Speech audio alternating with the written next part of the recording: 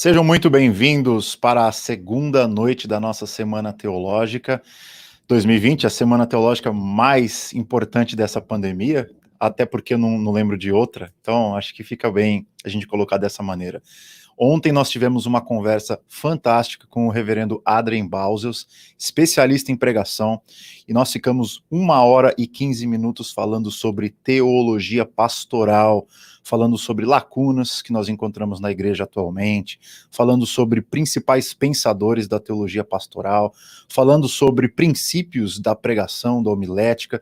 Foi uma coisa fina. Se você ainda não assistiu a essa live, eu recomendo fortemente que você vá aqui no meu canal e depois dessa live ou amanhã, você assista essa conversa, ficou gravada e eu tenho certeza que vai abençoar muito a sua vida. E você que chegou aqui agora, se você estava ontem aqui com a gente, coloca aqui nos comentários: Jean, eu estava ontem, essa live foi fantástica. Coloca aqui as suas impressões, eu vou ter a maior alegria de ler os seus comentários e a gente poder interagir e talvez conectar alguma coisa que a gente falou hoje com o assunto, falou ontem com o assunto de hoje. E hoje eu tenho a imensa alegria de estar com um convidado que dispensa apresentações para vocês que são aqui do YouTube, porque ele tem uma influência gigantesca aqui nessa rede social, ele já está produzindo conteúdo faz muito tempo, e além disso, pode ser que você não saiba, é um amigo de longa data. Eu conheço o Vitor Fontana, acho que talvez ele pode confirmar, acho que é mais de uma década. Nós estamos aí na caminhada teológica, nós somos colegas de denominação, e vai ser um prazer receber o Vitor Fontana. Se você conhece, coloca aqui nos comentários: eu conheço o Vitor Fontana, eu sigo o canal dele, tenho sido muito abençoado pelo conteúdo que ele produz. Eu quero chamar então o meu amigo Vitor Fontana. Opa! Duas coisas. O prazer é meu, sim. Eu não sei dizer quanto tempo faz com precisão, mas com certeza mais de uma década. Porque nós nos conhecemos, eu ainda não namorava a Bruna, cara. Rapaz, sério, cara? Então, exato, Então, assim, com certeza isso faz mais de 10 anos, assim, isso é uma certeza. Então, faz mais de 10 anos. E a segunda coisa é que eu quero reforçar o que você falou sobre a live de ontem com o Adrien, que também foi meu professor. Olha e só o que Adrien bacana. foi tão bom professor, isso aqui pouca gente sabe, que eu fiz a disciplina dele de prática da pregação no Servo de Cristo, que você fez no SPS, né? Fiz no SPS. E eu fiz no Servo de Cristo a mesma disciplina com ele. E depois eu senti que eu precisava aprender mais e eu fiz a disciplina dele como ouvinte de novo. Eu fiz 2 vezes a disciplina dele, uma para valer e uma como ouvinte. Então, assim, o Adrien é uma pessoa por quem eu tenho um carinho muito grande, muito do que é o meu canal hoje, em termos de estrutura, de pensamento, de como eu monto algumas das narrativas. Alguns dos vídeos são escritos, são feitos de maneira narrada, né? Embora eu não esteja lendo um teleprompter, eu faço tudo de cabeça, né? Mas a estrutura narrativa do vídeo, muitos deles são feitos baseados em coisas que o Adrien ensinou para nós. Então, se o canal dá certo, e alguns desses vídeos são os que mais dão certo, muito tem a mão do Adrien. Se você não assistiu a live de ontem, assista, porque vale muito a pena. Cara, isso é muito bom você falar, porque é impossível você ter aula com o Adrien e não ter pelo menos 1, 2, 3 ou 4 viradas de chave na sua perspectiva teológica, na hora de você abordar o texto, de você ensinar o texto, porque o Adrien é um cara que está nessa jornada de ensinar pregação há quase 20 anos. Ele ensinou 14 anos essa disciplina no SPS, mais uma porrada de tempo no Seminário Servo de Cristo, e vem ensinando isso, vem aprendendo isso com os mestres. E, cara, o Adrien estudou com o Sidney Greidanos. Ponto. Isso Fatality. Tem algumas coisas, uma coisa que o Adrien me falou, ele falou para a sala, né? Ele não falou para mim, mas uma das coisas que ele falou, que eu carrego comigo, é que ele estava comentando com, se não me engano, se a minha memória não me trai, um aluno que tinha uma dificuldade de falar em público, uma coisa assim meio que uma trava que muita gente tem. Né? E às vezes o cara chega no seminário e ele ainda tem essa trava. É comum. Você que está nos assistindo, às vezes você tem uma questão de falar em público, você fala, eu nunca vou conseguir fazer isso. Talvez o que está te impedindo de ir para um seminário, ou você acha que você não é chamado por causa disso, calma. Calma, porque tem muita gente que supera esse medo. E eu nunca tive medo de falar em público, mas eu tinha um pouco de trava com a câmera. Olha, quem diria? Eu ia ter trava. Eu tinha trava com câmera no começo, né? E o Adrien falou um negócio para esse rapaz que é o seguinte: toda vez que você subir no púlpito, eu tô subindo junto com você. O Ziel Machado tá subindo junto com você. O Dr. Stephen Kirchner tá subindo com você. Todos esses mestres que têm te ensinado, que têm colocado coisas na sua mente, que têm te ajudado nessa caminhada, todos eles estão indo junto com você, não está indo sozinho ali. E assim, eu achei aqui, e isso eu carrego comigo até hoje. Fantástico, hein, cara? E quando o Adrien dá aula, o Grey Danos dá aula junto. O Scott Wilson dá aula junto, entendeu? Então é muito disso. E é talvez, a gente estava conversando nos bastidores, até para a gente fazer uma transição, que a gente vai falar dos estudos do Vitor, foi um dos únicos caras, se não o único, que estudou com os grandes nomes da pregação e é brasileiro, entendeu? Se você for aqui no Brasil, o pessoal que dá aula na área de pregação, ou não tem ênfase na específica, não estudou pregação, ou se estudou com quem não estudou. O Adrien é um cara diferencial por causa disso. Ele foi na fonte, estudou com os melhores. Isso que é fantástico, foi um prazer. Muita gente veio falar comigo pelo WhatsApp, pelo Instagram, que não conhecia o Adrien. E, de fato, quem é da teologia conhece o Adrien. Quem estuda nos seminários conhece. E, obviamente, você que talvez chegou aqui, você nunca visitou um seminário teológico, você não conhecia, a gente fez teve o privilégio de passar um pouquinho para vocês os nossos mestres por detrás das cortinas, que são os realmente responsáveis por aquilo que a gente sabe. Cara, aproveitando falando de mestres, aproveitando falando da onde a gente estudou, conta um pouquinho da sua jornada, Vitor. Como que surgiu o interesse pela teologia? Onde que você estudou? Você já mencionou o Servo. Conta um pouco dessa experiência até onde você está hoje. Tá, eu vou tentar resumir aí uma história que é bem longa, porque ela tem a ver, num certo sentido, com o meu testemunho de conversão mesmo. Eu fui criado em lar evangélico e quando eu tomo uma decisão por Cristo, ou sou chamado por Cristo, atendo o seu chamado, mas assim, no dia em que eu sei que eu nasci de novo, pronto, agradei agora wesleyanos, arminianos e calvinistas, hein? Vamos lá. No dia em que eu tenho convicção de que eu fui nascido do alto, agora eu agradei os exegetas também. Nesse dia, eu já tinha convicção de que eu tinha um chamado ministerial, que eu não sabia como se configuraria, que eu não sabia se seria um estudo teológico formal.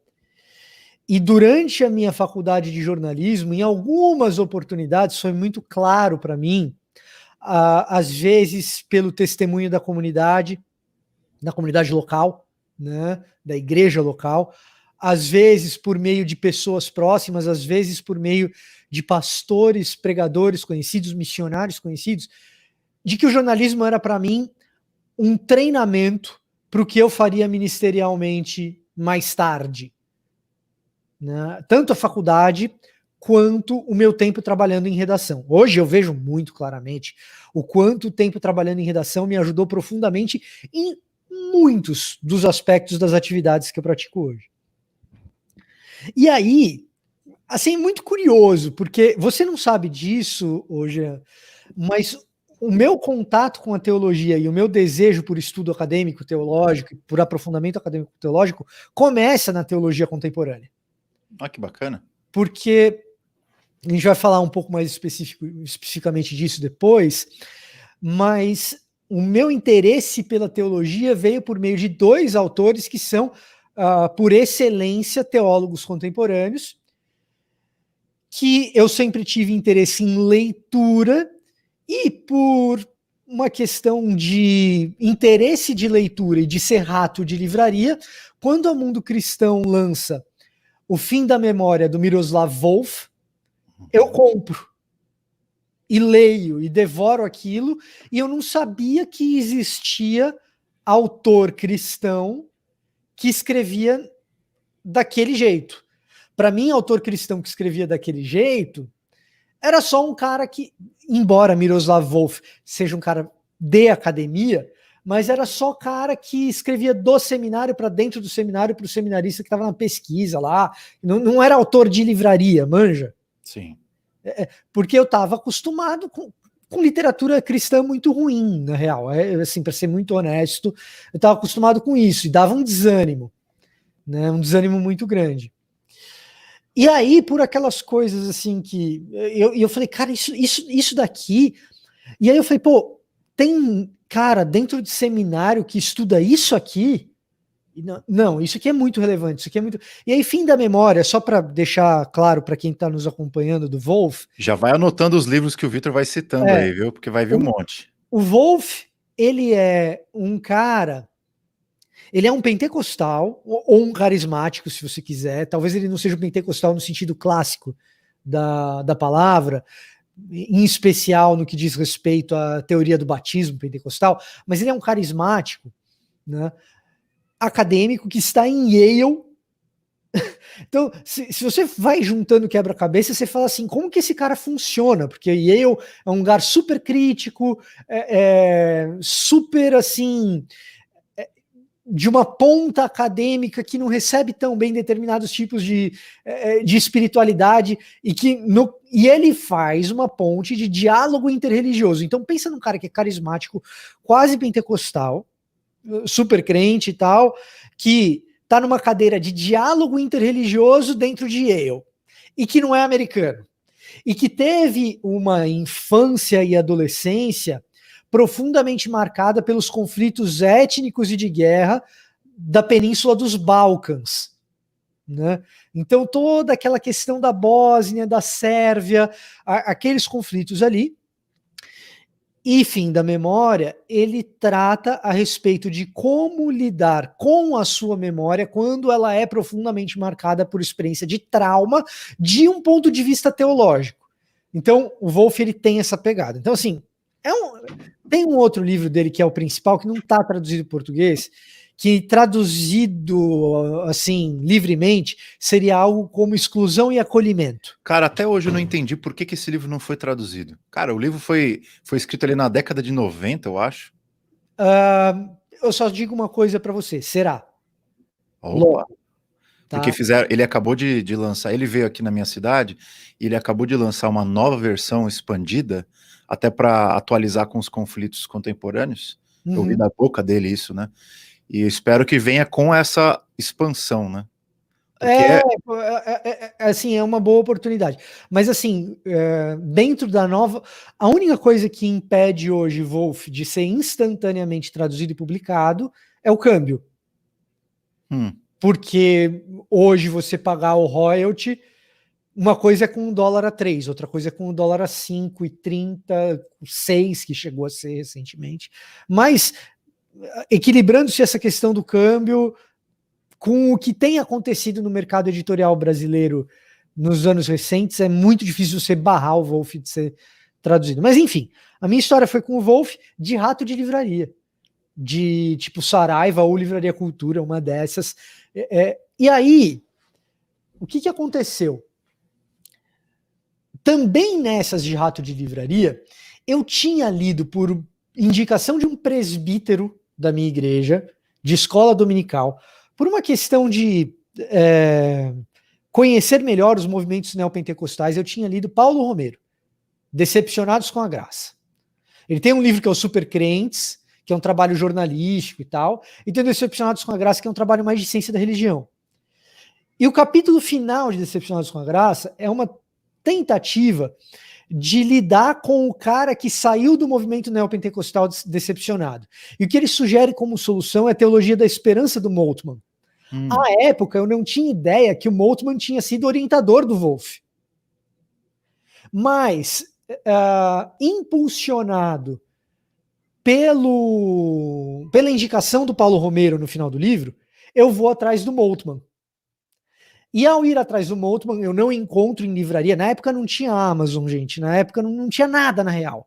Na época você tinha que dar a sorte de ter livro de teologia bom na livraria que você visitou.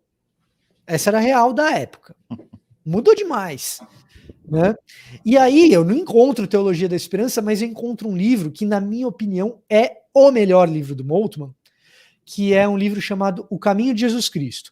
Os dois clássicos do Moltmann são O Deus Crucificado e A Teologia da Esperança, que são bons livros, dos quais eu discordo em grande medida. E aí você pode depois assistir o meu vídeo, fazendo o jabá do meu canal, você pode assistir um vídeo que se chama Por que eu leio gente de quem eu discordo? Né? E aí você entende um pouco do que eu quero dizer com essa história. E eu acho que, só te cortando, Vitor, uma dica para o pessoal que está nos assistindo aqui, você ler com teologia contemporânea, ler esses autores que você está falando aí, o Miroslav Volf, o Moltmann, não significa que você tenha que aceitar tudo que eles dizem, até porque eles são revisionistas em alguns pontos. E um bom teólogo ortodoxo é aquele que sabe ler esses caras, reter o que eles têm de bom, sem perder as suas próprias raízes. Mas é isso aí. Ou até mesmo reformar algumas dessas raízes à luz do que esses caras trouxeram de útil, mas você fala assim, eu não compartilho desse cara nos seus pressupostos, eu não compartilho com esse cara as suas abordagens, mas ele lança a luz a uma determinada doutrina. Por exemplo, vou dar um exemplo aqui banal, tá? Vamos falar em depravação total. Se tem uma doutrina da graça que é consagrada em praticamente em todas as vertentes protestantes, é a total depravação. Em maior ou menor ênfase, qualquer um vai afirmar que o ser humano é caído, qualquer um vai conseguir afirmar elementos da total depravação quase que na sua integralidade ou na sua integralidade.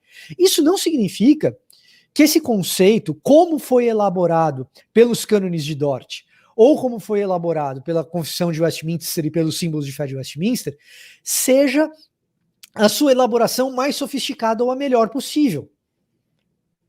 Eu posso continuar concordando 100% com a total depravação e ainda assim, à luz de um teólogo contemporâneo, encontrar formulações que descrevam melhor a condição humana nesse quesito da queda do que a total depravação, que tem um viés soteriológico muito claro.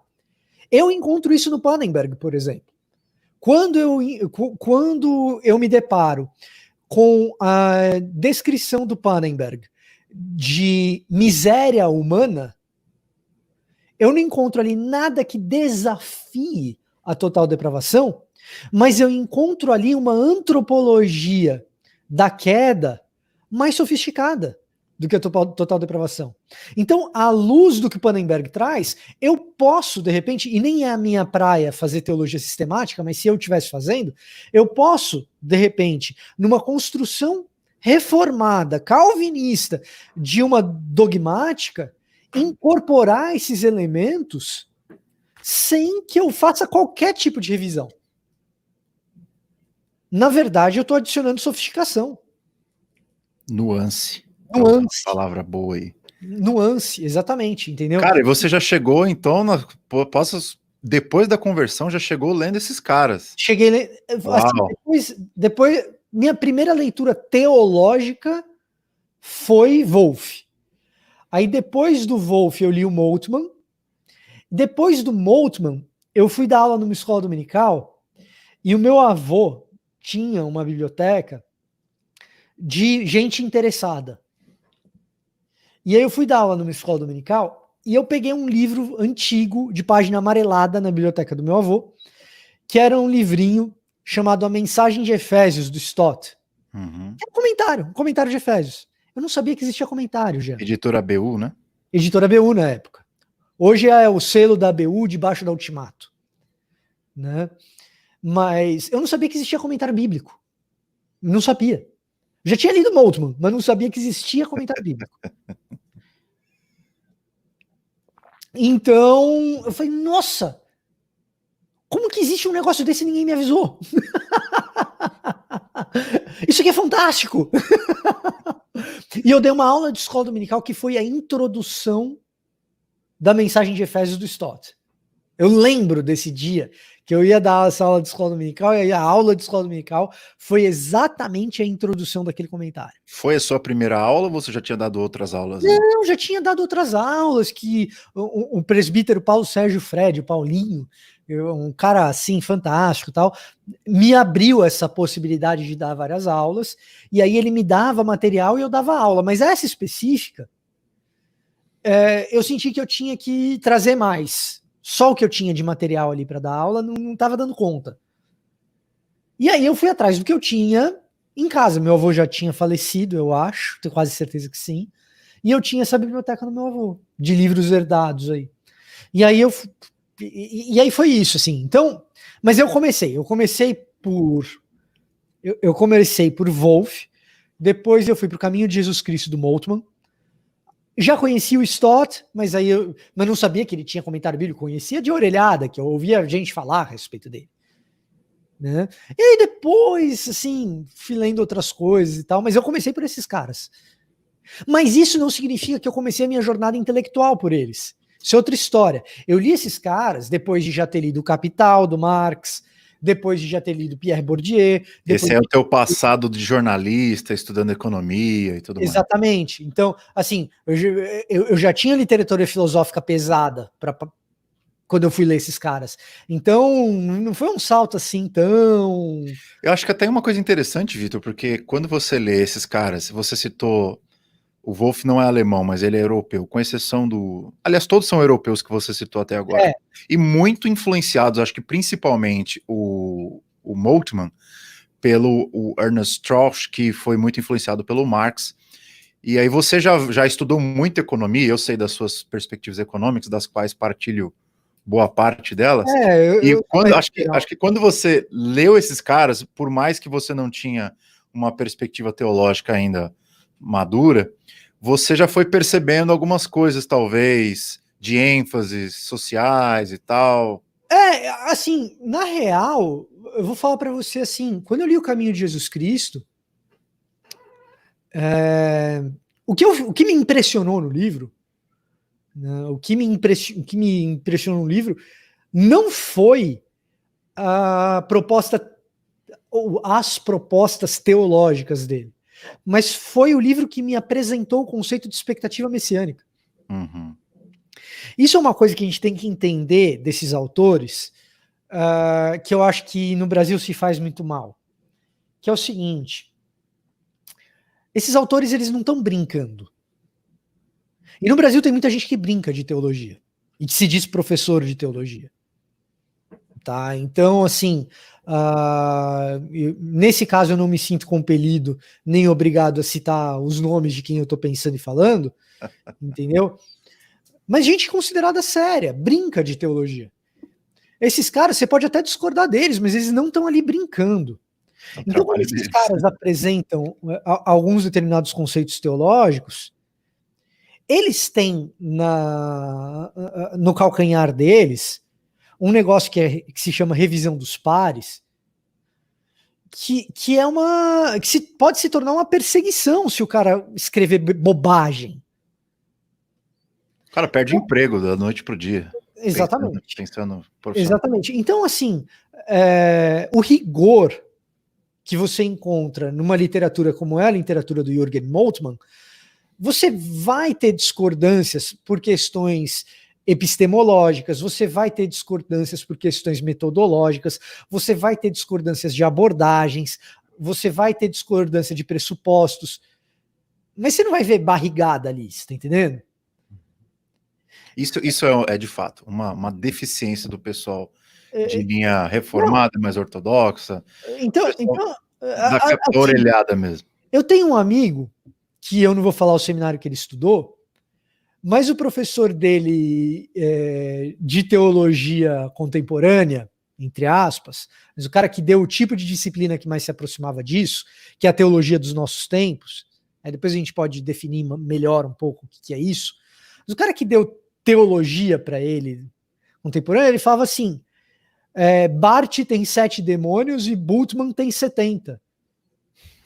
Então, como que você se aproxima da literatura desses caras quando você imputa no teu aluno essa pré-concepção.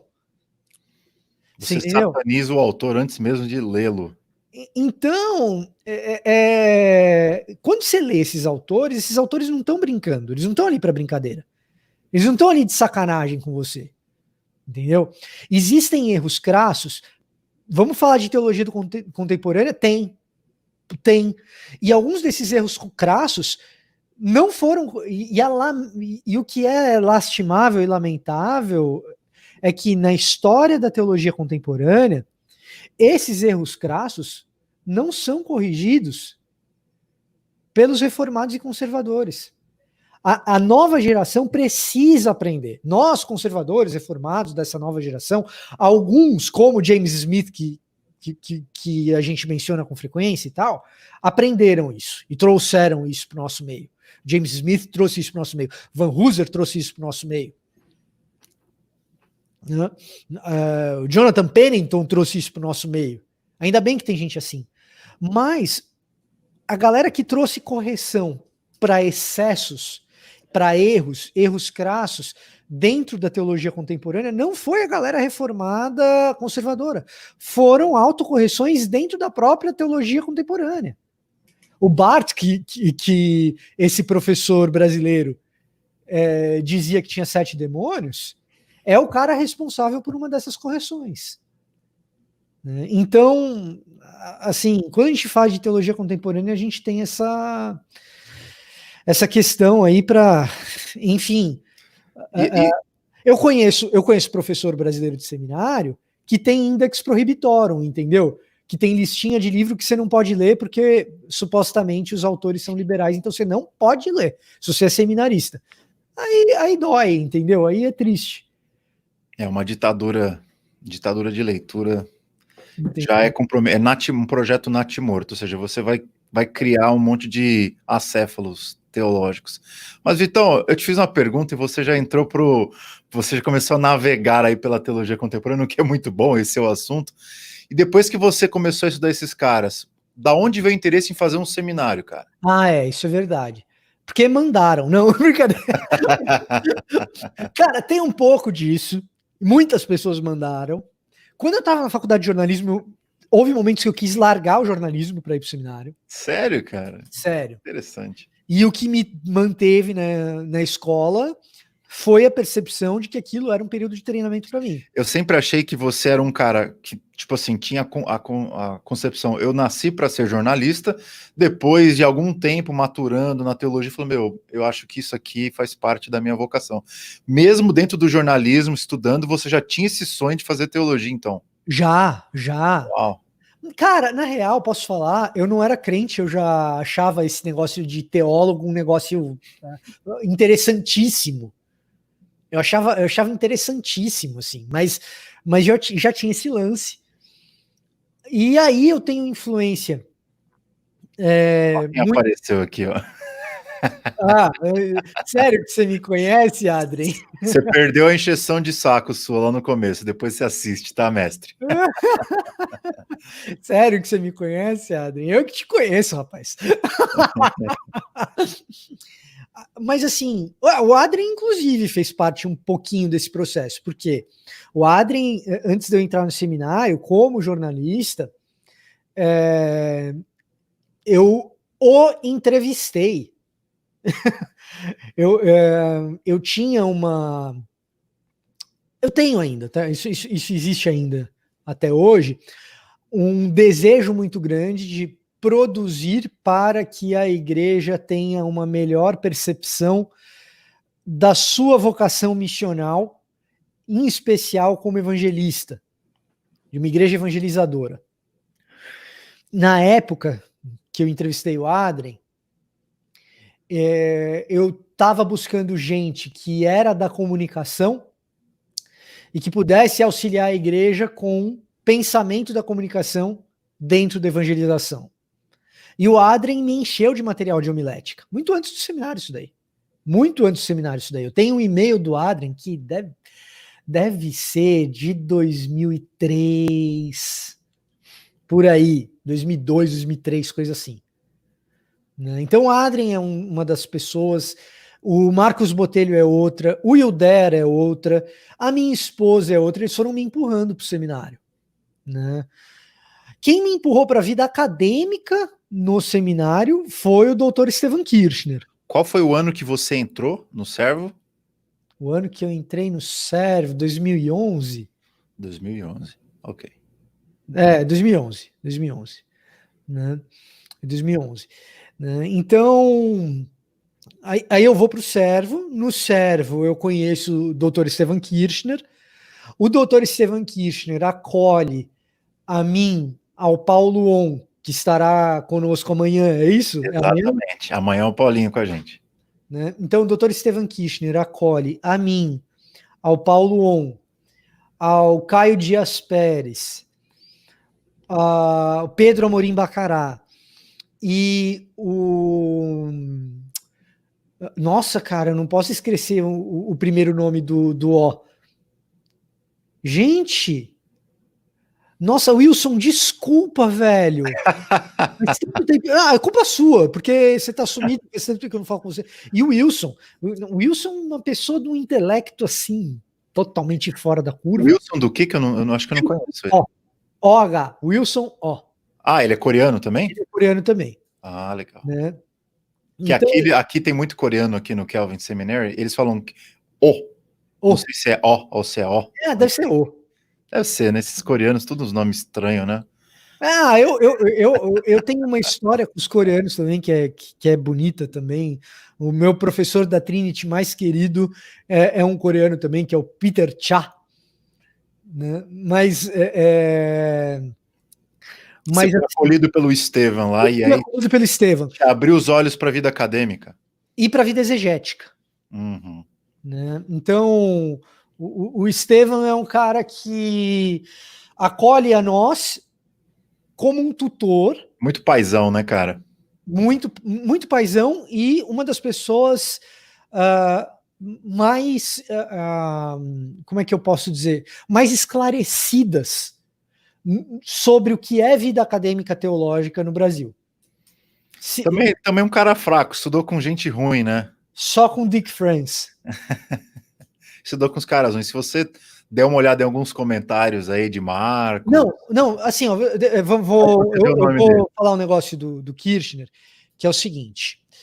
Quando você pega um comentário técnico, né, quando você pega uma literatura técnica você não abre aspa para outros autores. Quando você abre aspa em literatura técnica exegética, na teologia é diferente. Quando você fala em teologia sistemática, na filosofia é um pouco diferente, porque você está interagindo com outros autores e pensadores. Mas na exegese, você está lidando com fonte primária. Então você abre aspas para Marcos, você abre aspas para Joséfo, você abre aspas para alguma literatura patrística, você abre aspas para um documento primário importante, um apócrifo. Você não abre aspas para literatura secundária, para outro exegeta. Isso não se faz. Quando um comentário é excessivamente técnico, tem um propósito muito técnico, você faz isso menos ainda. Né?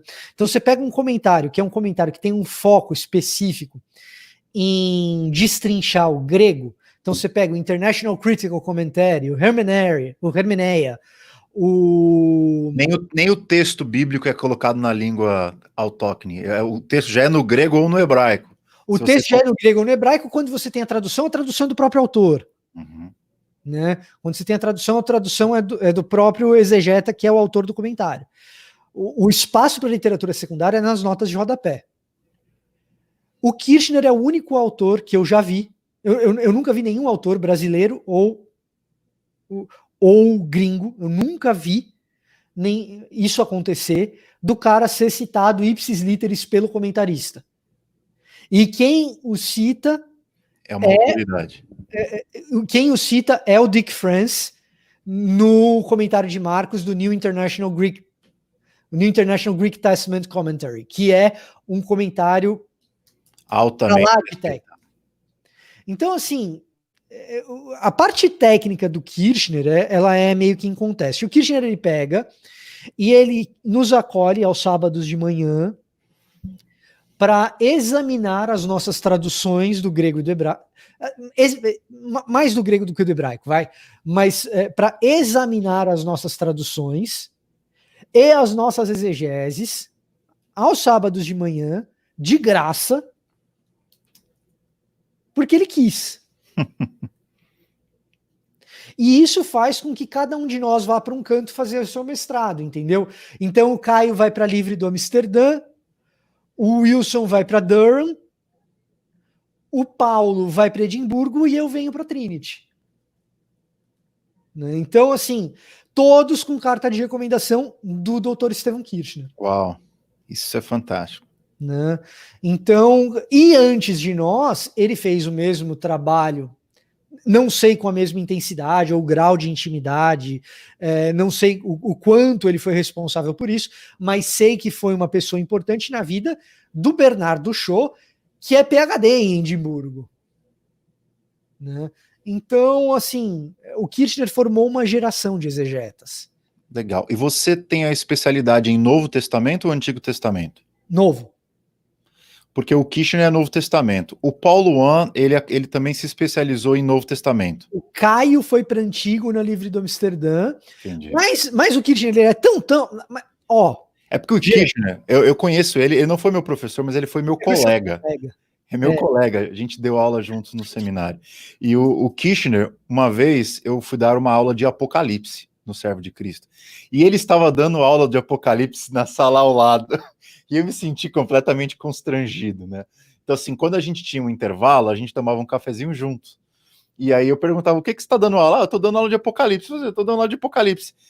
E o que acabava acontecendo é que os intervalos eram tão longos que a gente chegava para a aula atrasado. É porque, assim, é uma humildade. Se você não conhece o currículo dele, você acha que ele é um Zé das Quantas, entendeu? Porque ele fala com você como se tivesse... ele fala com você como se fosse o tiozão da esquina, assim, sabe? E o Kirchner é profundamente influenciado por um desses autores da teologia contemporânea, que é o Kuhlmann. Né? O Oscar Kuhlmann. Oscar Kuhlmann. Mas isso é uma outra discussão. Só que o Kirchner tem esse lance, ele é de Novo Testamento, ele fez o PhD dele na London School.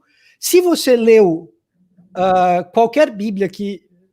Cara, se você leu Bíblia em português... Tem o dedo dele em algum lugar. Provavelmente tem o dedo dele em algum lugar.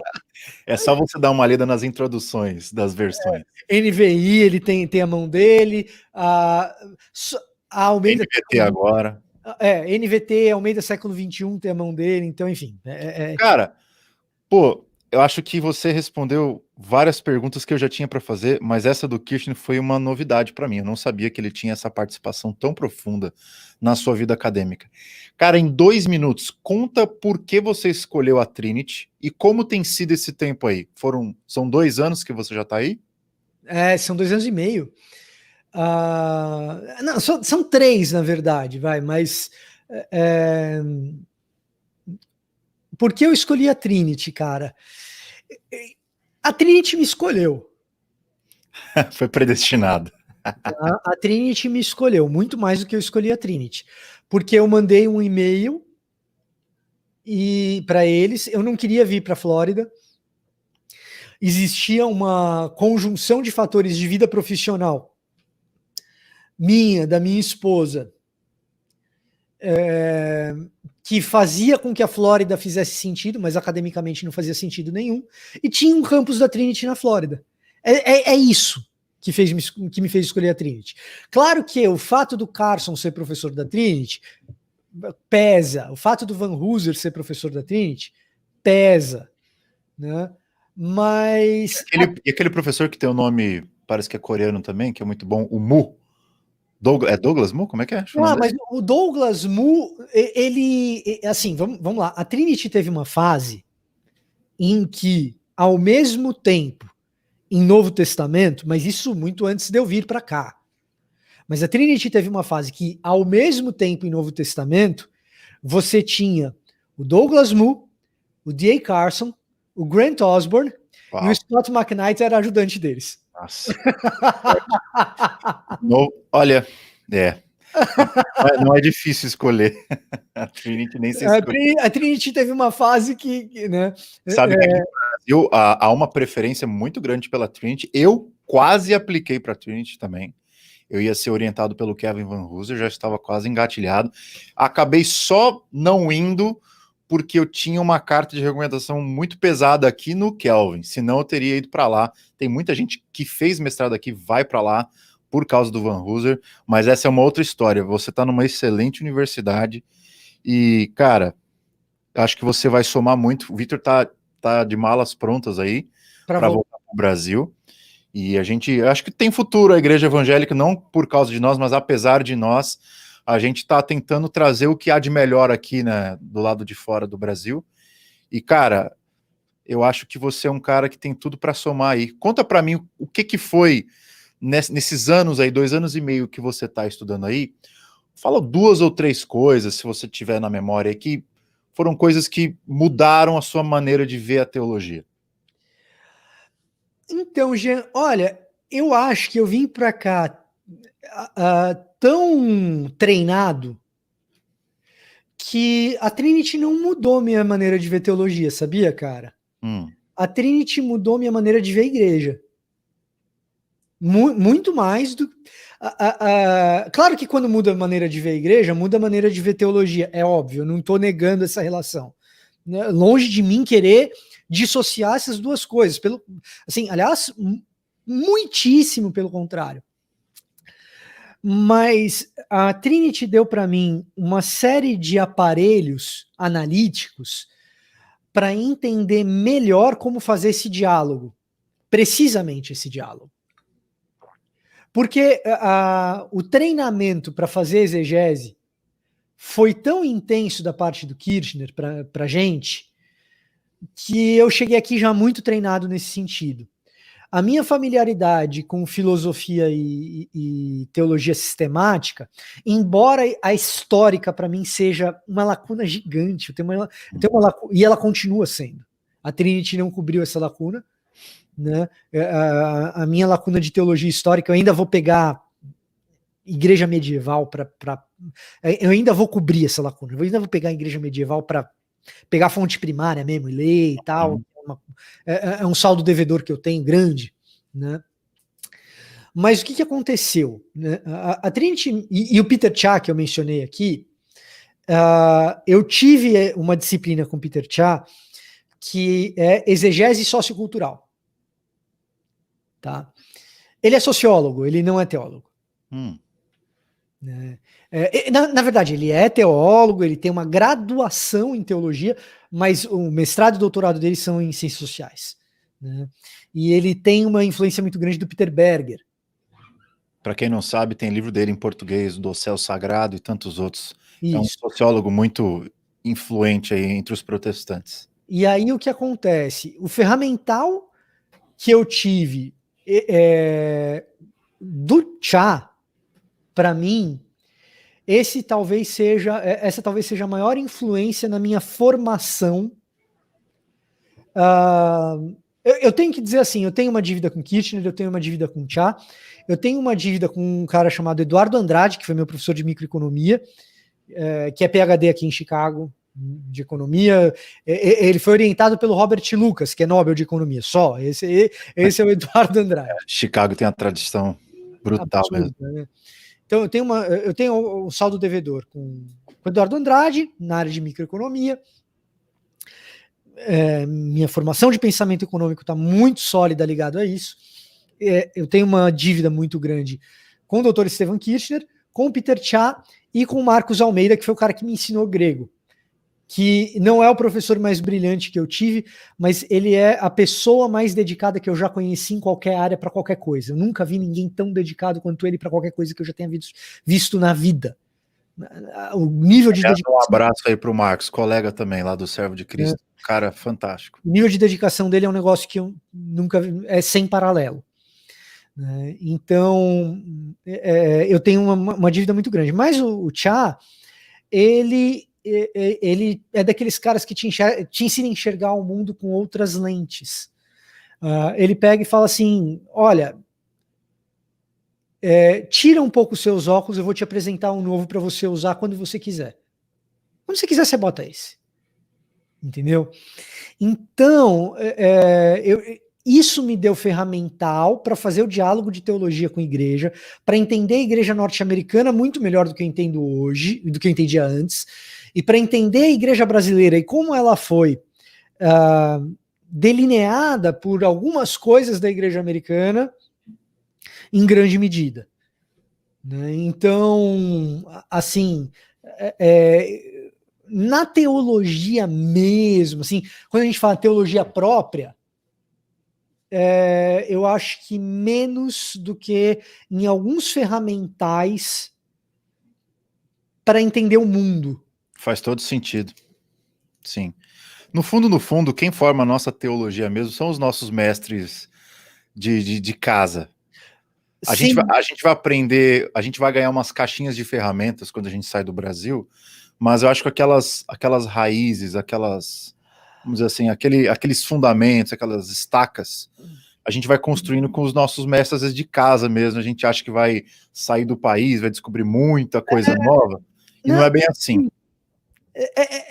Eu não tinha essa pretensão de aprender muita coisa nova, no sentido. Eu tinha o desejo, e eu acho que isso foi conquistado, de interagir mais com fontes primárias, que foi uma coisa que foi mais possível do que seria no Brasil, de ter acesso a uma biblioteca melhor, que aqui foi mais possível do que no Brasil, de ter diálogo com acadêmicos que estão lidando diretamente com a ponta da exegese, que foi mais possível do que no Brasil, né? Mas isso não foi feito em sala de aula, entendeu? Isso não foi feito em sala de aula, isso foi feito fora da sala de aula. É pesquisa. É pesquisa, é pesquisa. Vitão, para a gente ir avançando aqui, que com você a prosa vai embora. A gente já está há 47 minutos conversando. A prosa vai embora. Fazer um ping-pong aqui. Tá. Você já falou alguns autores aí? 3 autores que você recomenda para o pessoal ler aí sobre teologia contemporânea. Pode ser o que você já falou, pode ser quem você quiser. Se for sobre teologia contemporânea, a primeira coisa que eu recomendo não é ler um autor, é aprender a língua inglesa. Para não ficar dependendo das traduções. Pessoal que está na minha mentoria aí, dá um alô para a gente agora. Eu falo isso toda semana. Enquanto você não souber pelo menos ler. Vitor, a gente não está falando para o pessoal falar fluente, ouvir fluentemente, pelo menos ler.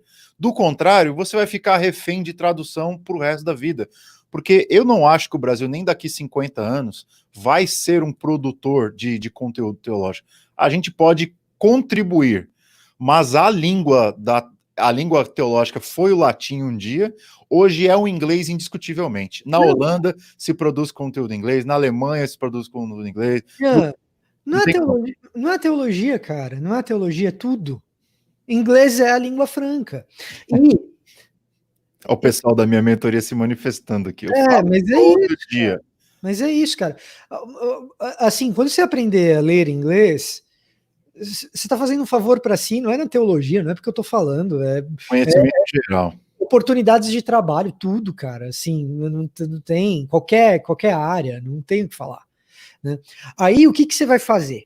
Depois que você aprendeu a ler inglês, você vai pegar e você vai separar verba. Essa é a parte que dói. Tira o escorpião do bolso. É mais do que isso, Jean. É mais do que tirar o escorpião do bolso. É fazer uma preparação orçamentária.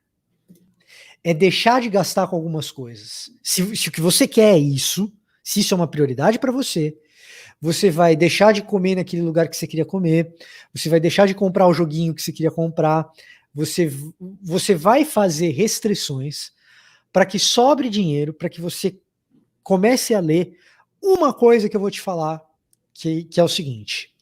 Tem uma parada que se chama Oxford Handbook e uma outra coisa que se chama Cambridge Companion. Vale para qualquer coisa da vida. Quando eu tive as minhas maiores crises de cálculo renal, eu comprei o Oxford Handbook de urologia e nefrologia. Essa eu não esperava que eu iria ouvir ao vivo essa. Essa foi boa. Simples assim. Para quem não sabe, esses handbooks são livros de bolso que a Oxford e a Cambridge têm de absolutamente tudo que você possa imaginar. Desde João Calvino, tem 2 ou 3 Oxford, Cambridge e João Calvino, até qualquer assunto que você possa imaginar do conhecimento humano. É assim, e outra, é de ponta. É coisa que foi publicada há pouco tempo atrás por um especialista que tem militado nessa área por menos de, sei lá, 20 anos, 15 anos. Então você pega o Oxford Handbook of Systematic Theology ou Philosophical Theology, tem os dois, por exemplo. O que acontece? É uma coletânea de artigos introdutórios que um PhD que estuda aquele assunto faz a introdução àquele assunto ali. Uma introdução longa, de 5, 6, 7 mil palavras. Então você vai ter densidade. A outra coisa que você vai ler é um negócio chamado teologia bíblica. Por quê? Porque teologia contemporânea é interdisciplinar. E os melhores avanços, talvez não os maiores, mas os melhores avanços para a igreja estão no campo da teologia bíblica. Isso é um fato. Né? Tem coisa boa na sistemática? Tem. Não vou mentir. Mas os melhores avanços estão no campo da teologia bíblica. Então, essa é a terceira coisa que você vai fazer. Você vai ler teologia bíblica. E você vai ler alguns livros que eu vou te dizer aqui. Agora você vai anotar livro. Eu tô com a caneta, né? Papel aqui, gente. Não sei então, vocês. Você vai ler algumas coisas que eu vou te dizer. E vai ser pesado. E você vai discordar de algumas coisas. E tem algumas coisas que vão confrontar as coisas que você tem como queridas. E talvez você não entenda algumas delas, tá? Mas se o que você quer entender é teologia contemporânea, é esse assunto específico, você precisa ler, você não pode deixar de ler. Está em português. Carta aos Romanos do Karl Barth. Até o Valentim, ele entrou ao vivo aqui para assistir, ó. Aí rouba toda a atenção, coitado do Barth, não tem chance contra essa, né? Coitado do Barth, perto de uma criança dessa. Né?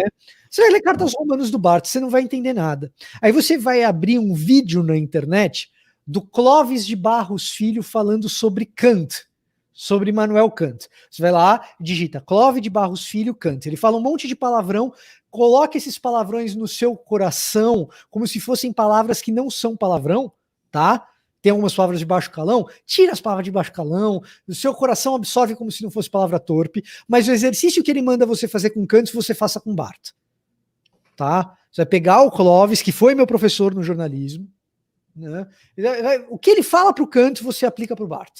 Você vai fazer isso. E aí você vai ler E.P. Sanders, Poe and Palestinian Judaism. Você vai ler E.P. Sanders, Poe and Palestinian Judaism. Você vai ler Brevard Childs, a introdução ao Antigo Testamento dele e o que ele falar sobre abordagem canônica. Aí você vai estar preparado para entender o que, num curso de teologia contemporânea, seria o que foi feito no século XIX, o que foi feito no século XX e o que está sendo feito hoje. Para começar a entender, você precisa ler esses caras. Precisa ler esses livros. Por quê? Porque no campo da teologia do Novo Testamento, se você não entender o que o E.P. Sanders fez, você não entende o problema do liberalismo do século XIX. A maioria... Bom, vamos lá, deixa eu começar do começo, vai. Se você entrar num seminário gringo, porque em português eu acho que dificilmente um seminário vai ter essa disciplina desse jeito, mas se você entrar num seminário e tiver lá uma disciplina eletiva para você fazer, geralmente é eletiva, teologia contemporânea, o que significa teologia contemporânea? Teologia do século XIX para cá. Aí teologia do século XIX para cá, você vai ver o liberalismo alemão, no século XIX. Você vai ver o Triunvirato de Cambridge, que é Lightfoot, Westcott e Hort. Você vai ver a escola de Princeton. Você vai ver, se for um baita de um curso bom, você vai ver o que foi produzido em Nova York, à época dos irmãos Niebuhr e do Dietrich Bonhoeffer em Nova York. Você vai ver um pouco disso, para depois você chegar na bagunça que é hoje.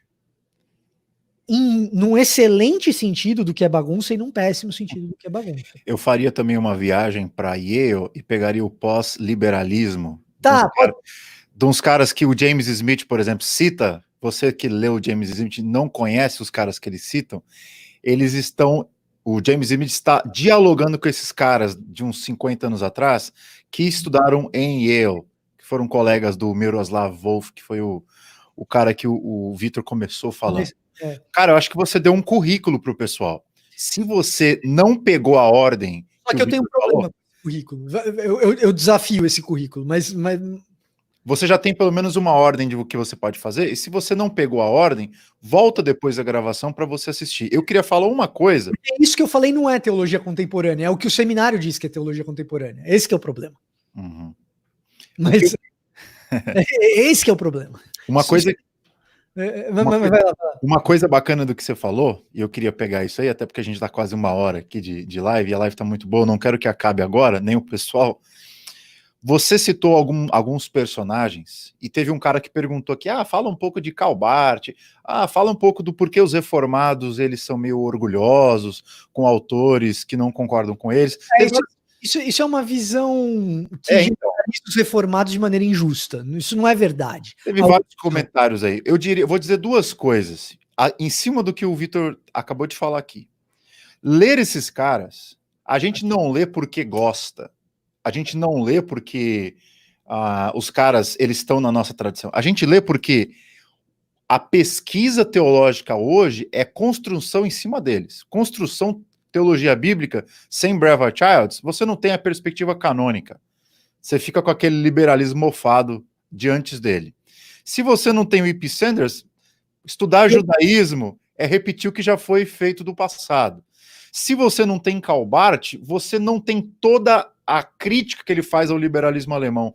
Ou seja, os caras que o Vitor está citando, não é para você viver de paixão por eles, é para você entender, não tem teologia contemporânea sem a contribuição deles. E aí o ponto, cara, acho que você tocou certinho no ponto, é ir para a fonte primária. Antes de você falar qualquer coisa, e a gente tem discordâncias desses caras, a gente não tem tempo para enumerar quantas são. O fato é, você não pode falar de alguém sem ler primeiro. Então, assim, Calbart, eu tive um semestre aqui com um cara que estudou com Calbart, foi aluno do Calbart. Olha o peso que tem isso. Ele falava, olha, você leu isso aqui na Dogmática? Então, ao vivo o Bart falava assim. É outra pegada. É outra pegada. É então, tipo o Scott McKnight falando da nova perspectiva. Eu tive aula com o Dan na época, né? Exatamente. E a questão é a seguinte, vamos ler o que ele disse. E depois a gente opina sobre o que ele disse. Vamos ler o que o E.P. Sanders diz, vamos ler o que o Brevard Childs diz, vamos ler o que esses caras dizem. Porque hoje em dia é muito difícil você, Vitor, abrir qualquer livro de teologia bíblica, de teologia sistemática, de teologia contemporânea, do que for, sem que esses caras apareçam em algum lugar. Se você está lendo um livro recente. Exatamente. E aí a gente está falando de teologia contemporânea. Cara, é possível você abençoar a sua igreja sem saber nada disso? É possível. Só que tem um problema. E aí vem o parte do contemporâneo que eu não gosto desse currículo, que eu acabei de citar. Que é o seguinte. O grande lance da teologia contemporânea é que alguns dos desafios do nosso tempo, só com ela, velho. Só com ela. Não tem jeito. Você não pode esperar que Anselmo, só para eu ficar no cara que eu sou super deficiente, eu acabei de falar que teologia medieval não é muito a minha praia, né? Mas você não pode esperar que Anselmo dê respostas sobre pós-verdade.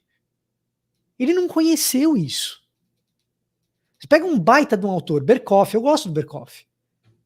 Ele também... Alguns são geniais e conseguem antever o problema, mas eles estão próximos do problema. O Pannenberg, a teologia do Pannenberg foi antes da pós-verdade. E ele tem toda a metodologia dele para começar a discutir o que é teologia. Vamos discutir o que é verdade? Só que o Pannenberg está próximo no nosso tempo, ele já estava sentindo o cheiro desse negócio, desse problema. E é isso que o faz genial. Ele anteviu. O problema que nós vivemos hoje de fake news, de fake opinion, de descrédito das instituições, tudo isso, o Pannenberg anteviu e imortalizou isso numa teologia sistemática, com ousadia e alegria. Aí você fala, mas eu discordo do... Beleza, cara, vai lá fazer o que o cara fez. Numa qualidade de escrita, de pesquisa. Vai lá, entendeu? Então a teologia você pode abençoar a sua igreja, você pode plantar uma igreja maravilhosa sem teologia contemporânea? Sim. Sem ler esses caras? Pode.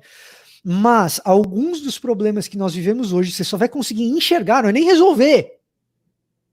Você só vai conseguir enxergar se você ler esses caras. Esses caras estão tentando resolver. Eu não tenho a pretensão de resolver. Talvez eu até consiga contribuir com alguma coisa, sei lá. Graça é graça, Deus que faz. Se ele usar esse vaso falho, cheio de problemas, ótimo, né? Mas alguns problemas você só vai conseguir enxergar por intermédio desses caras. E aí tem um outro problema desse currículo de teologia contemporânea, que aí vamos lá. Esse currículo de teologia contemporânea tem um problema sério, que muitos desses autores não resolvem os problemas contemporâneos. Em primeiro lugar, porque se você começa a estudar no século XIX, estudar no século XIX é necessário para que você entenda o hoje. Só que os modelos epistemológicos do século XIX não são modelos contemporâneos. Assim, é impossível subestimar a influência epistêmica de um camarada chamado Hegel na teologia do século XIX e a primeira metade do século XX. Tá? É impossível subestimar a influência do Hegel. E ele vai estar explicitamente no liberalismo alemão, como que isso é consertado, principalmente com o Sanders. Por isso que tem que ler Paul and Palestinian Judaism. Quem conserta essa história é o Sanders. Ele conserta isso, ele corrige esses rumos. Ah, mas o Sanders é isso, é aquilo, outro. Ele pode ser o que for. Quem corrige isso é ele. Então tem que bater continência. Fazer o quê? Não, poderia ter sido outro, mas não foi ele. Fazer o quê? Sabe uma coisa que eu percebo? Eu estava há um mês atrás, eu estava lendo as cartas, a correspondência entre o Bultmann e o Karl Barth. Para quem não sabe, tem algumas pessoas que colocaram nos comentários, o Barth tal, liberal, não sei o que, o Bultmann, o pessoal tudo farinha do mesmo saco. Nem Bultmann nem Barth são liberais. Precisa estudar a teologia contemporânea para entender que eles são neo-ortodoxos. Você pode dizer que neo-ortodoxia é heresia, mas você não pode dizer que eles são liberais. Se você diz Bultmann e Barth são liberais, num papo informal, beleza, mas se você bota isso num texto, esse é o tipo de brincadeira que se faz na teologia brasileira, que esses autores, quando eu falo que esses autores não vieram para brincar, se eles escrevem, eles simplesmente não escrevem, porque isso é incorreto, isso é impreciso. Não é digno de crédito para a pessoa que entende o negócio. E aí que interessante, eu tava lendo a correspondência do Barth com o Bultmann. E os dois eram professores acadêmicos, tinham cadeiras muito próximas ali, conversavam bastante, eram amigos, até que então o Barth tem aquela guinada no pensamento dele de fazer teologia a partir da revelação e dizer que não, a ciência tem que estar submissa à autoridade da escritura e tudo mais. O Bultmann, ele enlouqueceu completamente e é só quando você lê as cartas você sabia o que estava por trás das cortinas, porque nas cartas o Bultmann acusa Barth de ser o destruidor da academia científica. Olha só a crítica que ele faz. Você quer acabar com a ciência, você quer acabar com o outro cara. A pergunta que eu te faço é o seguinte: fazer um exercício anacrônico aqui, que só na Nova Jerusalém a gente vai descobrir. Será que o Charles Hodge, de lá de Princeton, super conservador, não faria a mesma crítica para o Barth? Do ponto de vista epistemológico, cabe igualzinho. Só que o Hodge, porque ele fecha com a nossa teologia, a gente abraça. Do ponto de vista epistêmico, é igual. Mas Porque Hegel está ditando as normas ali, entendeu? Mas enfim, isso é outra história. E aí é fantástico você estudar as fontes primárias para você ver o que de fato estava acontecendo. Então, o Barth, muita gente coloca ele no mesmo saco. Entenda o contexto deles, entenda a história, as controvérsias. O Barth tinha um professor chamado Adolf von Harnack, ele foi considerado na época dele o maior historiador da doutrina, o maior historiador da história da igreja e tal. E o Barth foi aluno dele. E o melhor professor, de acordo com ele. Ele cita, inclusive, na dogmática. Até quando o Barth vai criticar alguma coisa do Harnack, ele fala assim, ó, com todo perdão, com a data vênia. É interessante que o Harnack, ele acusa Barth de, enfim, uma série de coisas. Isso é interessante para você saber que não dá para colocar um rótulo em um teólogo e pressupor que todos pensam a mesma coisa. Então não coloque... Acho que a pior coisa que você pode fazer em teologia contemporânea é colocar um rótulo. Fulano é um liberal, fulano é um neo-ortodoxo, fulano é um conservador. Entenda o pensamento daquele cara e parte a partir daí. E aí vem a minha segunda crítica a esse modelo de aprendizado da teologia contemporânea. E eu acho que você, por ter vindo do SPS, vai concordar com o que eu vou dizer agora. Por você ter estudado com quem eu sei que você estudou, eu acho que você vai concordar com o que eu vou dizer agora. Isso que a gente diz que é teologia contemporânea para resolver alguns dos principais problemas. Eu acabei de citar o Pannenberg, e que de fato são problemas contemporâneos. Mas isso que a gente diz que é teologia contemporânea falha demais em fazer a exegese da realidade. Do que eu estou falando?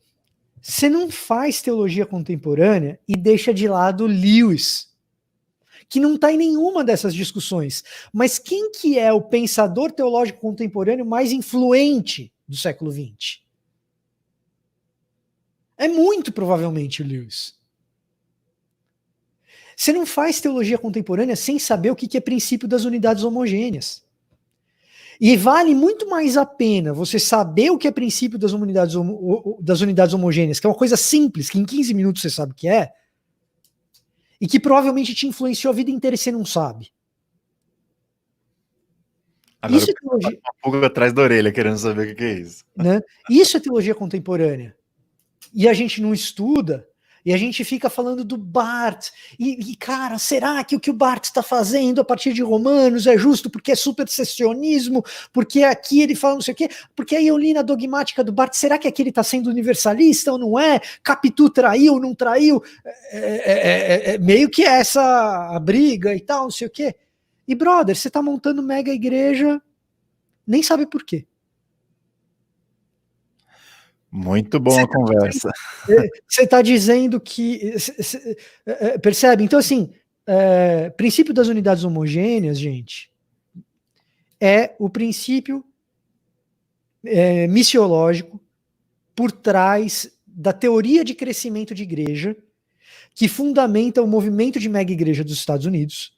E se você já pisou numa mega igreja no Brasil ou já quis ter uma mega igreja, o que você desejou ou aquilo que você pisou, é princípio da unidade homogênea, e talvez você nem soubesse disso. E talvez o pastor que plantou a igreja de 3 mil membros aí na cidade onde você está, de 5 mil membros onde você está, reproduza esses modelos sem ter a menor noção do que é, mas é princípio das unidades homogêneas.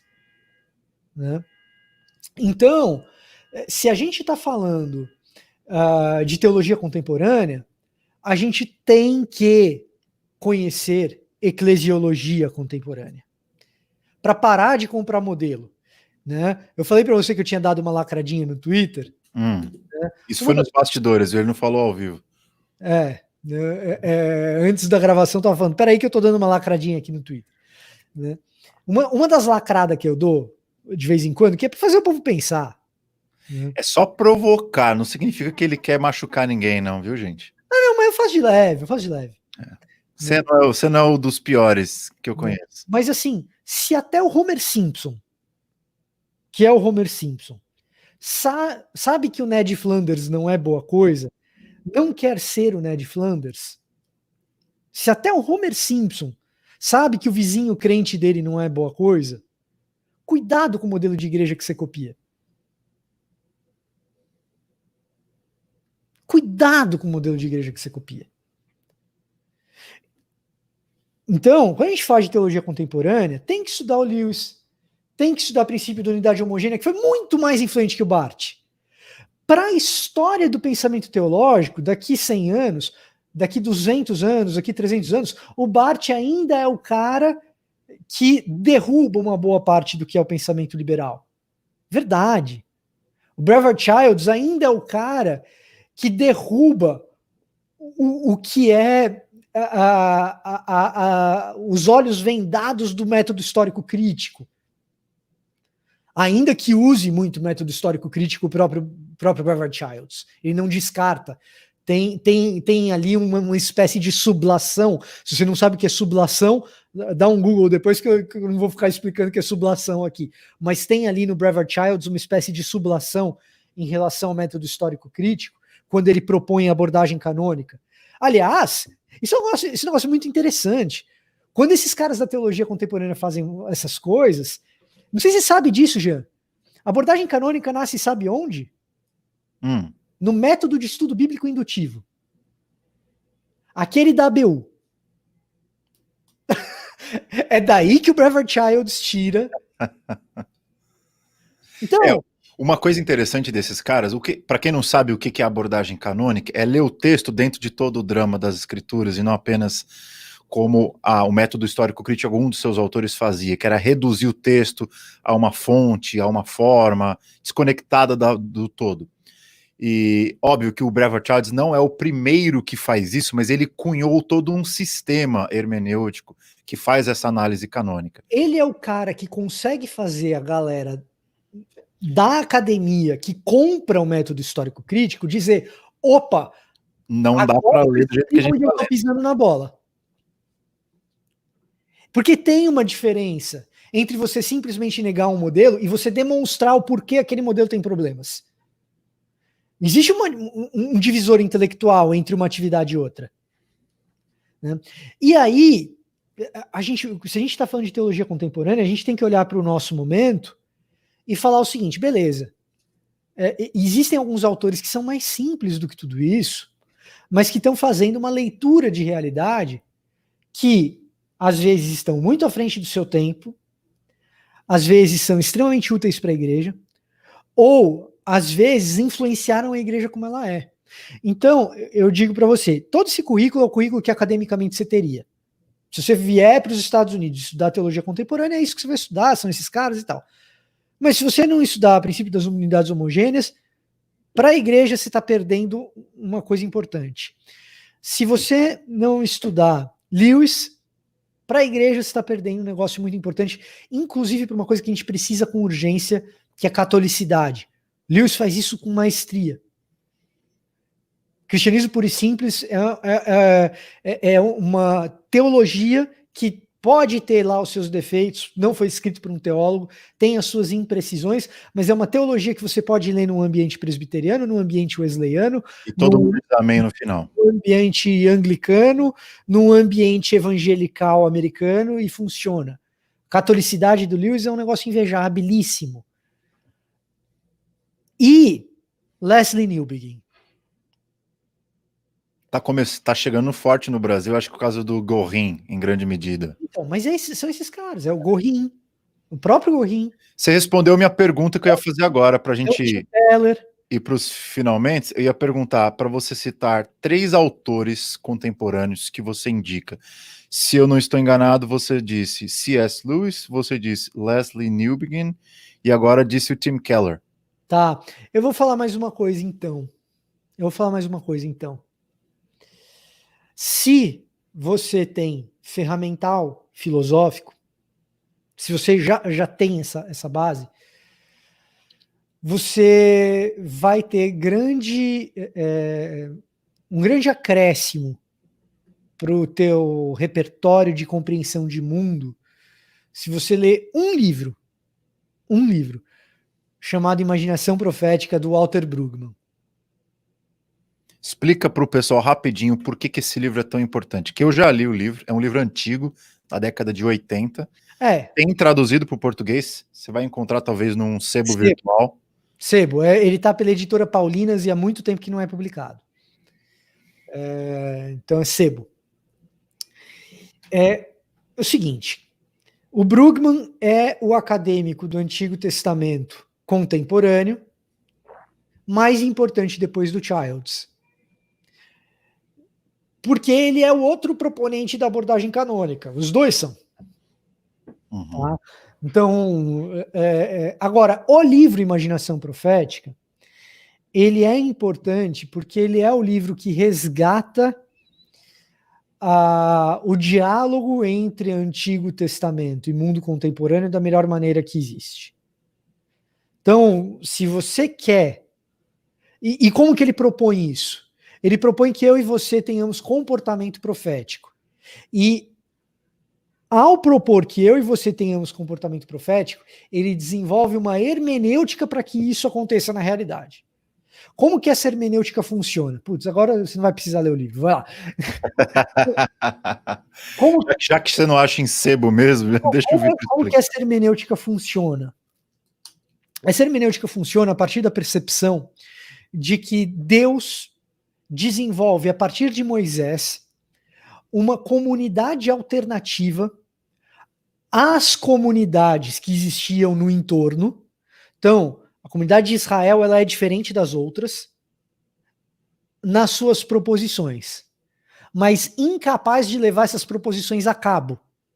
Uma vez que Israel tem proposições que são proposições divinas e, portanto, diferentes daquelas proposições do entorno, os profetas são convidados a reimaginar como aquelas proposições originais, que são diferentes do entorno, poderiam, no seu contexto posterior, ser vividas novamente. Esse é o papel do profeta no Antigo Testamento. O papel do profeta é voltar para a Torá, voltar para a comunidade de Moisés, voltar para o Pentateuco e dizer assim, tá, esses princípios de Moisés, na minha condição hoje, como que faz para reviver?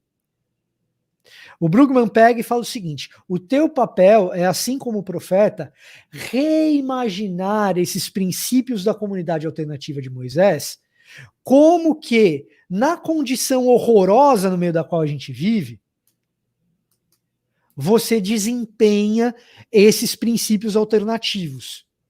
Vitão, você quer saber de um cara, óbvio que eu não estou te tesourando nem nada, quer saber de um cara que tem um conceito muito parecido com esse? Um pouquinho antes do Brueggemann, leia a introdução ao comentário de Deuteronômio de João Calvino. Ele não vai usar o termo imaginação, que é um termo do nosso contexto, essa ideia de imaginário social, o Brueggemann está pegando emprestado esse conceito, mas, cara, foi uma descoberta da minha vida ter lido essa introdução a Deuteronômio, porque Deuteronômio é o texto do profeta. E Deuteronômio os profetas eles vão voltar para o Deuteronômio o tempo todo. E Deuteronômio capítulo 4 traz exatamente essa ideia, de que as nações, ao verem a Torá desempenhada, seriam atraídas a Deus. A tônica do capítulo 4 de Deuteronômio é de que, ao ver a Torá desempenhada, ao ver essa comunidade alternativa em ação, eles diriam, esses caras são espertos. Quem é o Deus desses caras? Não há nação tão sábia quanto essa nação. Exatamente. Porque ninguém tem leis tão fantásticas quanto a deles. Cara, 1h18, tá bom? Tá bom até porque eu tenho uma aula para dar na sequência. Gente, eu queria agradecer aqui publicamente o Vitor por ter participado, por ter aceito o convite de estar na nossa Semana Teológica. Vitor, sabe por que eu escolhi fazer entrevistas ao invés de palestras? Porque nesses meus últimos 5 anos, estudando fora, estudando teologia, enfim, tendo contato com muita gente, eu descobri que eu aprendo, Jean, não sei você que está me assistindo, eu aprendo muito mais numa entrevista do que ouvir numa palestra. E eu acho que ontem foi uma coisa fantástica, o bate-bola que a gente fez com o Adrien. Hoje, sem roteiro, se eu mostrar para você o roteiro que eu tinha para o Vitor, ele acabou com o meu roteiro, fez um roteiro completamente novo e ficou muito melhor. porque ficou com a cara do Vitor, ficou com a minha cara, ficou muito bom. Obrigado por ter acabado com o roteiro, criado um novo. É porque a tua primeira pergunta me desencadeou aqui, fácil. Fez uma diatribe. Para quem não sabe o que é uma diatribe, ele falou para a gente estudar Novo Testamento. Você é um apóstolo Paulo contemporâneo, porque você pega um tema, desencadeia outro, quando acaba, você nem sabe qual foi o primeiro. Mas, cara, foi fantástico. E eu acho que você deu conselhos valiosos. O pessoal está pedindo aqui, faz uma lista dos livros que ele citou. Galera, simples. Pega o vídeo e assiste de novo. Não, deixa eu bater aqui um negócio, então. Vamos lá. Paul and Palestinian Judaism, Paulo e o Judaísmo Palestinense, do E.P. Sanders. Esse é...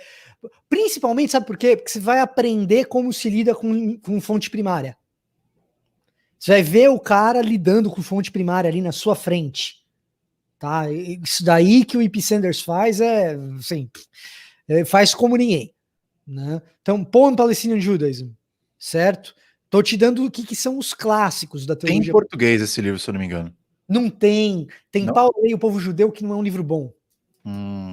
Que porque Paulo Leia o Povo Judeu é um livro dependente de Paul and Palestinian Judaism. Não é que não é um livro bom. Eu pensava que tinha sido uma mudança na tradução, então é outro livro. É outro livro.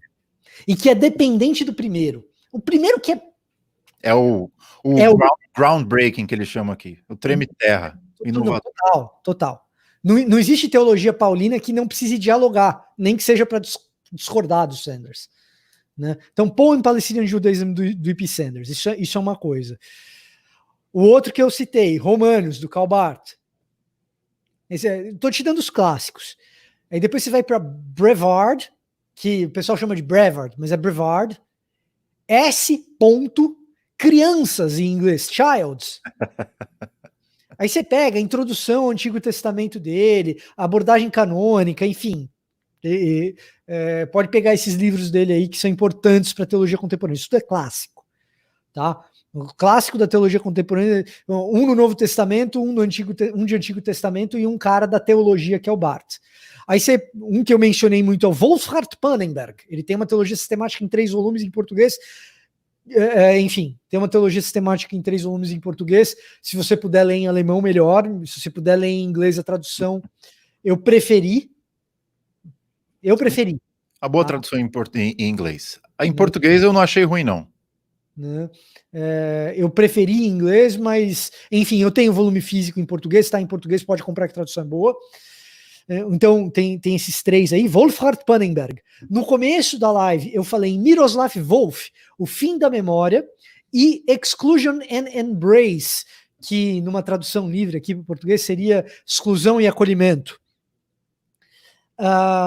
Falei do Jürgen Moltmann. Jürgen Moltmann tem 2 livros clássicos que não são os meus favoritos. Teologia da Esperança e Deus Crucificado. Deus Crucificado. Esses são os clássicos dele. O meu favorito é O Caminho de Jesus Cristo. Que é o que eu acho que ele entra menos em dogmas, ele estuda mais a vida de Jesus, o ministério, a igreja, que é o que ele... Eu acho que o meu lance para teologia bíblica já se desenhava desde então. Para quem não sabe, gente, ele está citando alguns teólogos, por exemplo, o Moltmann. O Moltmann é um cara que se meteu em cada treta. Ele, por exemplo, ele negou a ideia do monoteísmo. Ele partiu para a ideia do triteísmo. Mas o Moltmann, ele não apenas mexeu nos dogmas, ele falava muito para a igreja, ele era muito centrado em Cristo. Nesse livro, O Caminho de Cristo, aí, é um livro desse tamanho aqui, ó. O último capítulo, ele fala da ceia do Senhor e a relação com Cristo, a escatologia, é uma obra de arte aquilo ali. Vale a pena você dar uma olhada. E dicas maravilhosas do Vitor. Novamente, isso não significa que você tem que concordar com tudo, significa que você... Pelo contrário, eu tô te convidando a fazer uma leitura crítica a esses caras. Exatamente. Tem uma pessoa aqui que perguntou, aliás, o homem da Eletropaulo aqui, o eletricista, não sei se ele é teu seguidor. O fato é o seguinte, por que o Vitor, eu e nós aqui respeitamos teólogos pentecostais, teólogos liberais, teólogos não liberais, teólogos de qualquer rótulo que seja? Por uma razão muito simples, a gente está interessado em aprender, a gente está interessado em aprender com quem faz teologia séria. O cara que desrespeita, ele nem está fazendo teologia e nem está fazendo de forma séria. Ele está levando para o pessoal argumento ad hominem, isso não nos interessa, porque não tem a ver com isso aqui, ó. O evangelho é diferente. O evangelho tem a ver com você pensar a partir de princípios bíblicos sem necessariamente destruir o cara. Então, primeiro a gente lê, né, Vitor? Primeiro a gente tenta entender o cara, a contribuição dele. Se nos ajuda, bem. Se nos ajuda, a gente critica a obra. Você quer saber qual que foi a lacradinha do Twitter, Jean? Tem tudo a ver com isso. A lacradinha que eu dei antes de entrar foi o seguinte, ó. Anda. Bom parâmetro para reconhecer um bom estudioso é a sua capacidade de fazer um retrato fiel dos seus oponentes intelectuais. Caricaturistas são ótimos para cultivarmos o riso. Se um acadêmico faz caricatura dos rivais, você está liberado para rir do acadêmico. Ótimo. Então preste atenção, tem teólogos e caricaturistas. O caricaturista não está interessado em discutir ideias e avançar pesquisa, em fazer pesquisa séria. O caricaturista está interessado em jogar para a torcida, ganhar likes, ganhar views e encher o saco. Tem um cara que me perguntou ontem no Instagram, ô Jean, por que alguns pastores reformados, eles são tão críticos aos pentecostais, a não sei o quê? Foi porque eles são mais chatos que reformados. Então, aí vem outro ponto que eu quero falar para você, o seguinte. Aí você vai fazer o seguinte, você vai dar um Google e você vai procurar. Você não precisa ler os livros do cara, tá? Você vai dar um Google e você vai procurar. Além desses livros que eu te falei, você vai dar um Google e vai procurar. Peter Berger. Não precisa ler o livro dele, mas pelo menos saber quem ele é e o que ele falou. Você vai dar um Google e procurar o que é sublação. Escreve sublation. S-U-B-L-A-T-I-O-N. Sublation. Você vai procurar o que é. Também vai te ajudar se você quer saber teologia contemporânea. Você vai aprender inglês. Foi outra coisa que eu falei. Quando você souber inglês, você vai ler Oxford Handbook e Cambridge Companion dessas paradas. Também vai te ajudar. E aí, você também vai dar um Google em princípio das unidades homogêneas. Depois disso, Michael Gorin, Leslie Newbegin. Como que escreve Leslie? É quase como uma cachorra, Leslie, mas não é. Tem um L. É 2 S e L ali no meio. Tá? Newbegin. Tá desenhando para vocês, hein? Valoriza. Tô dando aqui o finzinho aqui para a gente fechar com tudo que foi citado nesse negócio. Né? Tudo que foi citado nessa bagaça. Né? Você vai dar uma olhada na Newbegin. E um cara que eu não citei durante a live, mas já que falaram dos pentecostais, se você quer teologia contemporânea, tem um cara chamado Amos Young, que para você que é pentecostal, leia o melhor pentecostal. E é esse cara. Com certeza. É citado em tudo que é trabalho acadêmico de gente respeitadíssima, ótimo teólogo, e teólogo bíblico também. Ele fala um livro recente que ele lançou aí. Então, ele tem uma teologia dele, que é praticamente uma sistemática, deixa eu lembrar como é que tá o nome dele, mas é tipo a sistemática dele, né?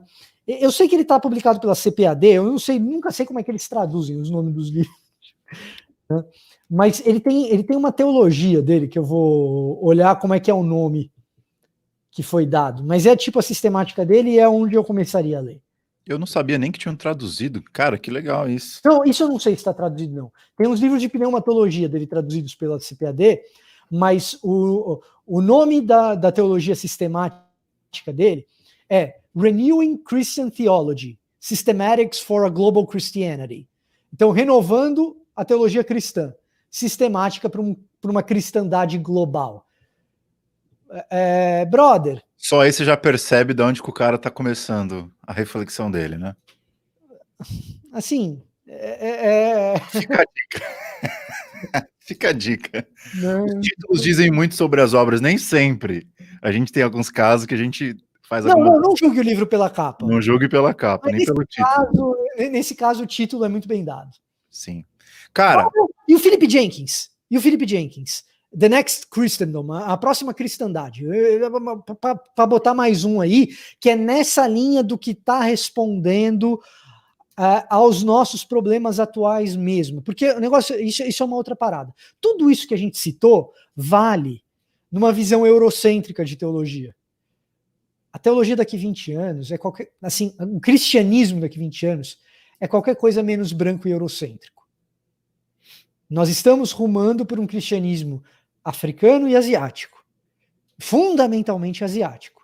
Se você não entender o viés asiático das coisas, para essas visões mais globais e respostas, etc., você não vai entender para onde o cristianismo está caminhando. Então, Vitão, a próxima cristandade. Obrigado, cara. Obrigado. A gente superou todos os limites de tempo, de audiência. Foi fantástico. Obrigado pela sua participação. Vende o seu peixe aí. Quem quiser encontrar o Vitor nas redes sociais, como é que faz? Quem quiser me encontrar, @Victor Fontana no Twitter, @Victor Fontana Algarismo 1 no Instagram, Victor Fontana no YouTube, @Tio Fontana no TikTok. Não tô de sacanagem. Eu tenho lá uma série que chama Teologia em 60 Segundos. Você precisa me ensinar a mexer nesse TikTok aí, meu. Bem, por isso que eu botei tio ali, que é já para deixar claro que eu entrei de gaiato no navio. Já revelei a idade, inclusive com a referência que eu acabei de fazer, com eu entrei de gaiato no navio, inclusive, mas tudo bem. Ah, com certeza. Tio. E Cristãos na Ciência, vai lá no YouTube, Cristãos na Ciência, eu apresento um jornal científico voltado para o diálogo entre fé e ciência, toda quinta-feira no Destaque ABC2, você vai lá, Cristãos na Ciência no YouTube, você me encontra também.